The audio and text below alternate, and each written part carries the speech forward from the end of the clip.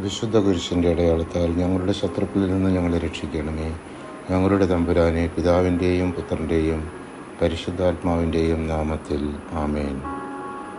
ദൈവത്തെ ആരാധിക്കുന്നവർ ആത്മാവിലും സത്യത്തിലുമാണ് ആരാധിക്കേണ്ടത് എന്ന് ഓർമ്മപ്പെടുത്തുന്ന വേദഭാഗമാണ് വിശുദ്ധ യോഹന്നാൻ 4-ാം അധ്യായം 23-24 തിരുവചനങ്ങൾ. എന്നാൽ യഥാർത്ഥ ആരാധകർ ആത്മാവിലും സത്യത്തിലും പിതാവിനെ ആരാധിക്കുന്ന സമയം വരുന്നു. അല്ല, ഇത് ഇപ്പോൾ തന്നെയാണ്. യഥാർത്ഥത്തിൽ അങ്ങനെയുള്ള ആരാധകരെ തന്നെയാണ് പിതാവ് അന്വേഷിക്കുന്നതും. ദൈവം ആത്മാവാണ്. അവിടത്തെ ആരാധിക്കുന്നവർ ആത്മാവിലും സത്യത്തിലുമാണ് ആരാധിക്കേണ്ടത്.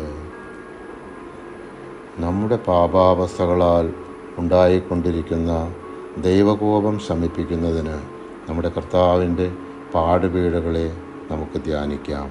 അനാദിപിതാവായ സർവേശ്വര, അങ്ങേ തിരുക്കുമാരൻ കൽത്തൂണിൽ കെട്ടപ്പെട്ട് അനുഭവിച്ച അടികളെ തൃക്കൺ പാർത്ത് ഞങ്ങളുടെ പാവങ്ങളൊക്കെയും പുറത്ത് ഞങ്ങളുടെ ആത്മശരീരങ്ങളിൽ നിന്നും അങ്ങേ കോപത്തെ നീക്കി അരുളണമേ. ആമേൻ.